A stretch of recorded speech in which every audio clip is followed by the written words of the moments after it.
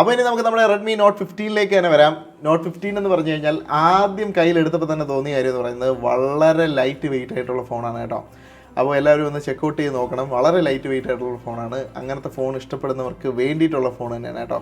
പിന്നെ curved display ഇവിടെ ആയിട്ട് കൊടുത്തിട്ടുണ്ട്. വളരെ സ്ലിമ്മർ ആയിട്ടുള്ളൊരു ഡിവൈസ് തന്നെയാണ്. ഒരു കർവ്ഡ് അമോലെഡ് ഡിസ്പ്ലേ ആണ് കിട്ടുന്നത്.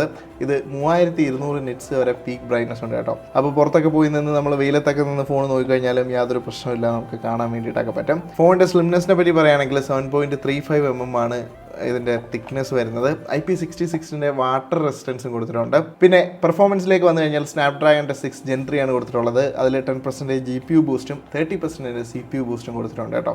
48 മാസത്തെ ലാഗ് ഫ്രീ എക്സ്പീരിയൻസും റെഡ്മി ഇതിനെ അവകാശപ്പെടുന്നുണ്ട്. ഇനി ക്യാമറയിലേക്ക് വന്നു കഴിഞ്ഞാൽ 108 MP ക്യാമറയാണ് കൊടുത്തിട്ടുള്ളത്. വളരെ ഡീറ്റെയിലിംഗ് ആയിട്ടുള്ള ക്യാമറ തന്നെയാണ്. വിത്ത് AI എൻഹാൻസ്മെൻറ്റും കാര്യങ്ങളൊക്കെ ഉണ്ട്.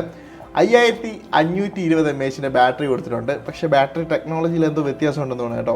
കാര്യം അത്രത്തോളം ലൈറ്റ് വെയിറ്റ് ആയിട്ടാണ് ഇത്രയും വലിയ ബാറ്ററി ഉള്ള ഫോൺ എനിക്ക് തോന്നിയത്. ഓവറോൾ ഒരു പെർഫെക്റ്റ് പാക്കേജാണ് കേട്ടോ.